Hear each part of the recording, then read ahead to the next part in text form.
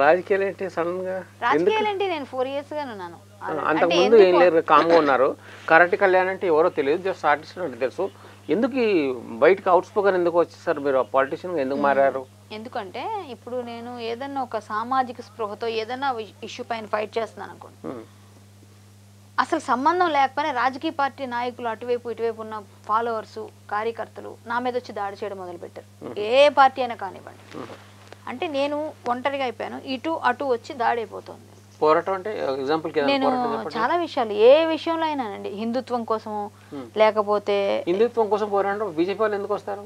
BJP వాళ్ళు కాదండి, నేను వాళ్ళు పిలవలేదు, నేను వాళ్ళు ఎవరిని పిలవట్లేదు. నేను ఎగ్జాంపుల్ చెప్తున్నా, నేను ఫస్ట్ హిందూ యాక్టివిస్ట్ అండి. నేను రాజకీయాలకు రాకముందు ఒక పాస్టర్ ఏదో కృష్ణుడి గురించి మాట్లాడితే నేను ఫైట్ చేశాను.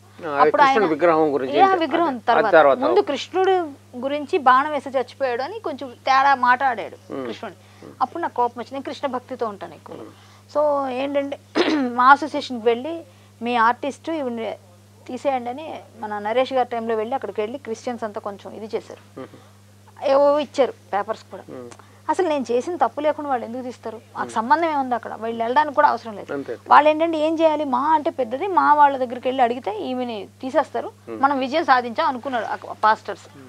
సో రేపు వస్తున్నాం మా అసోసియేషన్ దగ్గర, మీ ఇంటికి దాడి చేస్తాం, ముట్టడి చేస్తాం అని ఏదో ఇచ్చారు.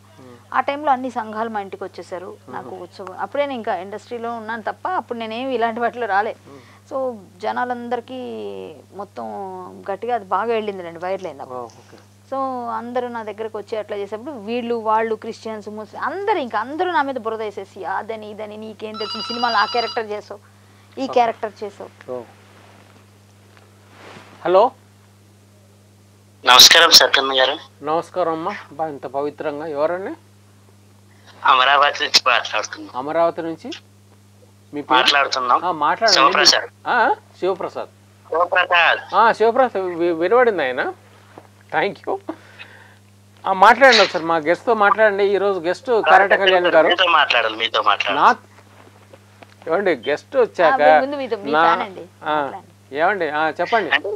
యాక్చువల్ గా కరాటే కళ్యాణ్ గారిని ఎవరైనా ఇంటర్వ్యూ చేస్తే చిన్న వైరల్ విషయం ఏదైనా జరిగితే ట్రెండింగ్ లాగా వస్తుందని చేశారు. మరి ఇక్కడ స్పెషల్ ప్రోగ్రామ్ అని పెట్టారు, ఇందులో ప్రాంక్ ఉందా ఏంటంటే? ట్రెండింగ్ లోకి వస్తారా ఆవిడ ఉంటే? ఏదైనా ఇష్యూ చెప్తాను. ఇష్యూ జరిగితే ఆవిడ ఎందుకు వచ్చింది, ఎందుకు ట్రెండింగ్ లో రావాలనుకుంటున్నది అని చెప్తాను. నేను నా ప్రోగ్రాము ఈ ఛానల్లో వస్తుంది కాబట్టి ఈ ప్రోగ్రామ్ బాగా సక్సెస్ కావాలని చెప్పి ఆవిడని పట్టుకొచ్చా. అంటే మమ్మల్ని ఏమైనా ప్రాంక్ చేయిస్తాను? లేదు, మిమ్మల్ని కాదు.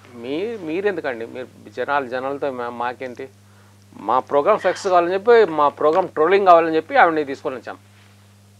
మేడం నమస్తే. మేడం నమస్తే అండి. ఇది అయిపోయిందా నాతో? నమస్తే శివప్రసాద్ గారు. ఏమండి శివప్రసాద్ గారు, నాతో మాట్లాడడం అయిపోయిందా? ప్రాంక్ కాదని చెప్పారు కదండి. కనీసం అయిపోయింది థ్యాంక్స్ అని చెప్పండి. మీరు సడన్ గా మొహం మీద కొట్టేసి అక్కడ పక్కన మాట్లాడితే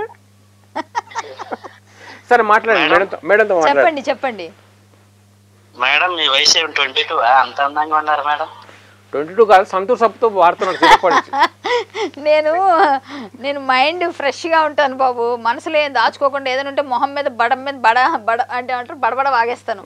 సో దాంతో ఏంటంటే మొహం మీద చెప్పేస్తాను కొట్టినట్టు. మనసులో ఏమి ఉండకపోతే ఆటోమేటిక్ గా ఎప్పుడు బాగుంటారు.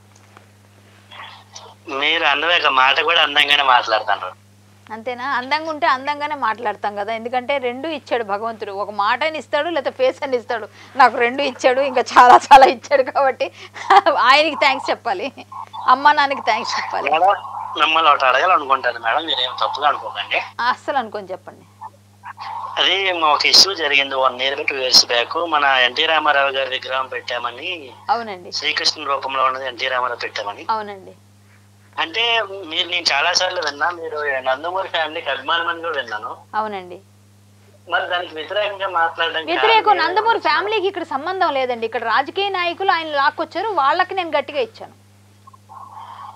అంటే మీరు కూడా కృష్ణుడిలా ఉండరు కదా ఆయన మాట్లాడారు కదా. అంటే కృష్ణుడిలాగా ఉండడం అంటే ఇప్పుడు ఒక మాట చెప్తానండి, మేము ఆర్టిస్టులం అండి. ఆర్టిస్టులకి ఏ రూపం ఎవరికి ఒక్కొక్కరికి ఒక పేటెంట్ గా అనిపిస్తుంది. సత్తన్న గారు కామెడీగా అప్పుడు ఒక తలకి తలపాగా కట్టుకొని సత్తన్న చేసినట్టుగా ఇంకొకరు చేయలేకపోవచ్చు.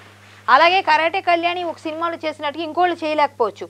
అలాగే ఎన్టీఆర్ గారికి సూట్ అయినట్టుగా కృష్ణుడి వేషం ఇంకొక సూట్ కాకపోవచ్చు.